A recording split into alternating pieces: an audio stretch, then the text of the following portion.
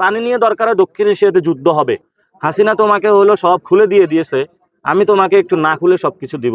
স্বরাষ্ট্রমন্ত্রী যিনি আছে ওনার হলো সীমান্ত হত্যা যদি হয় ওনার পদত্যাগ করা উচিত। উনি যদি সীমান্ত হত্যা বন্ধ না হলে আমাদেরকে দায়িত্ব দেখ, আমরা হলো সীমান্ত হত্যা বন্ধ করবো ইনশাআল্লাহ। আমরা যদি অস্ত্র না থাকে আমরা বাস নিয়ে রেডি হবো সীমান্তে, কিন্তু ভারতীয় বাহিনীকে এখানে অনুপ্রবেশ করতে দিব না। এখন অনেকে বলে জাগো বাহে তিস্তা, ঠিক না? ইলেকশনের আগে হলো মশাল নিয়ে হলো তিস্তা নদীতে নামছে, এখন তারা কই, তারা কোন জায়গায় পালাইছে? তারা কি ভারতে নাকি বাংলাদেশে আছে? এবং আপনি বলবেন যে জাতীয়তাবাদী মানে কি, বাংলাদেশের পক্ষে শক্তিয়ত, এগুলো হলো ভুয়া জাতীয়তাবাদী যারা বাংলাদেশকে ধারণ করে না।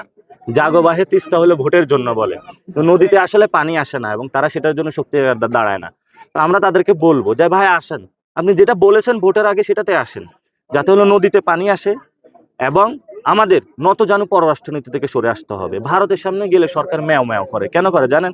কারণ হলো সরকার আগে একটা ডিল করে আসে যে তুমি আমাকে দাও, আমি হলো বাংলাদেশের হলো ক্ষমতায় আসি, আমি তোমার যা যা দরকার দিয়ে দিব। হাসিনা তোমাকে হলো সব খুলে দিয়ে দিয়েছে, আমি তোমাকে একটু না খুলে সবকিছু দিব, কারণ আমি তো জাতীয়তাবাদী সরকার, সব খুলে দিলে তো সমস্যা, এই জন্য একটু গোপনে গোপনে দিব আর কি। তো আমরা সরকারকে বলবো এলিট ফোর্স যদি বানাইতে পারেন সীমান্তে এলিট ফোর্স বানান। নদীতে আমাদের পানি চাই, যে কোনো মূল্যে আমরা আমাদের পানি চাই। পানি নিয়ে দরকার হয় দক্ষিণ এশিয়াতে যুদ্ধ হবে।